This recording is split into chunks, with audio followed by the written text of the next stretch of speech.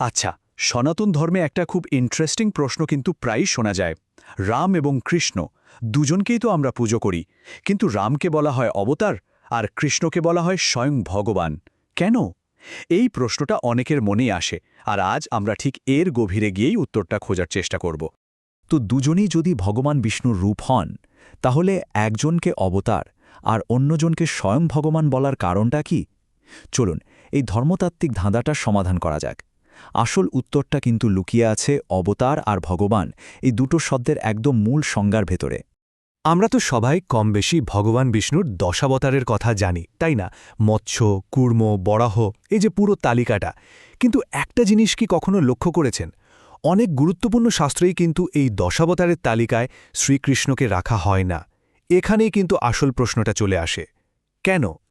আচ্ছা, এই ধাঁধাটার জট খুলতে গেলে আমাদের একদম গোড়ায় যেতে হবে। মানে প্রথমে দুটো মূল শব্দের অর্থ খুব পরিষ্কার করে বুঝতে হবে। অবতার আর ভগবান, এই দুটোর মধ্যে আসল পার্থক্যটা ঠিক কোথায়? যদি খুব সহজ করে বলি, অবতার হলেন ভগবানের একটা অংশ বা কলা, মানে তার একটা বিশেষ রূপ, যিনি কোনো একটা বিশেষ উদ্দেশ্য নিয়ে, একটা স্পেসিফিক মিশন নিয়ে পৃথিবীতে আসেন। যেমন ধরুন ধর্ম প্রতিষ্ঠা করা বা অধর্মকে বিনাশ করা। আর অন্যদিকে ভগবান হলেন সেই অসীম পূর্ণ কমপ্লিট সত্তা, যার থেকে শুধু একজন নয়, সমস্ত অবতারের উদ্ভব হয়। তিনি কিন্তু অংশ নন, তিনি নিজেই হলেন সেই সম্পূর্ণ, সেই সোর্স। অবতার আর ভগবানের এই দুটো সংজ্ঞা মাথায় রেখে চলুন এবার আমরা প্রথমে শ্রীরামের দিকে তাকাই। তার ভূমিকা আর উদ্দেশ্যটা ঠিক কী ছিল, আর কেনই বা তাকে আদর্শ অবতার বলা হয়? শ্রীরামকে আমরা সবাই মর্যাদা পুরুষোত্তম বলে জানি। এর মানে হল আদর্শ পুরুষ। তার গোটা জীবনটাই ছিল আমাদের মতো সাধারণ মানুষের জন্য একটা উদাহরণ, একটা অনুসরণ করার মতো দৃষ্টান্ত। দেখুন, তিনি ছিলেন আদর্শ পুত্র, আদর্শ পিতা, আদর্শ ভাই, এমনকি আদর্শ শাসক। এক কথায় জীবনের প্রত্যেকটা ভূমিকায় তিনি ছিলেন পারফেক্ট। তার জীবনের ব্রতই ছিল এক বাক্য, এক বাণ, এক পত্নী। মানে তিনি এসেছিলেন ধর্মের পথে কি করে চলতে হয় সেটা নিজের জীবন দিয়ে দেখিয়ে দিতে। সুতরাং ব্যাপারটা পরিষ্কার। শ্রীরামের অবতার হিসাবে পৃথিবীতে আসার মূল উদ্দেশ্যই ছিল অত্যাচারী রাবণকে পরাজিত করে অধর্মকে শেষ করা আর পৃথিবীতে ধর্ম আর ন্যায়ের পথটা আবার প্রতিষ্ঠা করা। তিনি এসেছিলেন ভগবান বিষ্ণুর এক অংশ হিসাবে একটা আদর্শ স্থাপন করতে। বেশ, রামের বিষয়টা তো বোঝা গেল। এবার আসুন শ্রীকৃষ্ণের কথায়। আর এখানেই শাস্ত্রের বর্ণনা কিন্তু একেবারে অন্য একটা ছবি আমাদের সামনে তুলে ধরে। শ্রীরামের মতো শ্রীকৃষ্ণকে কিন্তু বিষ্ণুর অংশ বা কলা বলা হয় না। শাস্ত্র তাকে বলছে স্বয়ং ভগবান। এর মানে কি? এর মানে হল তিনি নিজেই সেই পরম সত্তা, মানে সকল অস্তিত্বের মূল উৎস বা দি আল্টিমেট সোর্স। আর এই কথাটা তিনি নিজেই বলেছেন। শ্রীমদ্ ভগবদ্গীতাতে শ্রীকৃষ্ণ অর্জুনকে পরিষ্কার বলছেন, বুদ্ধি, জ্ঞান, জীবদের এই সমস্ত বিভিন্ন ভাব আমার থেকেই উৎপন্ন হয়। মানে এই জগতের যা কিছু আমরা দেখি বা না দেখি, ভালো মন্দ সবকিছুর উৎস তিনি। শুধু কথায় নয়, তিনি তো এটা প্রমাণও করে দেখিয়েছিলেন। কুরুক্ষেত্রের যুদ্ধক্ষেত্রে অর্জুনকে তিনি তার বিশ্বরূপ দেখিয়েছিলেন, মনে আছে তো?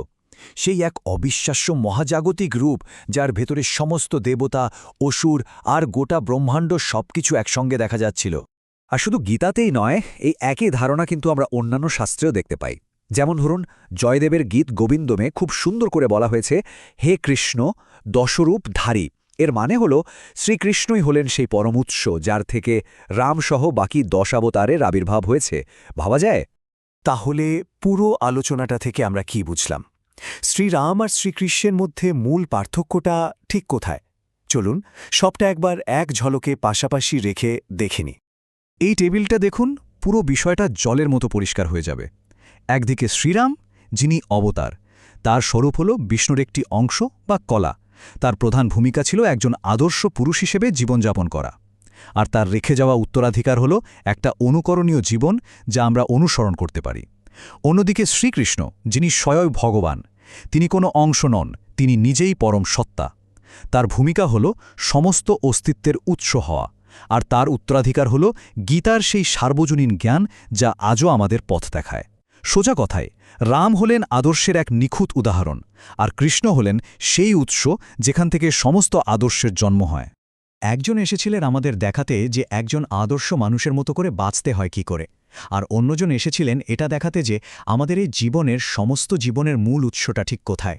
আর এটাই হলো তাদের পৃথিবীতে আসার উদ্দেশ্য আর প্রকাশের মধ্যেকার মূল পার্থক্য। তাহলে শেষে এসে একটা প্রশ্ন কিন্তু ভাবায়, এই যে আদর্শ এবং উৎসের মধ্যে পার্থক্যটা, এটা বোঝা একজন ভক্তের পথকে ঠিক কিভাবে প্রভাবিত করে।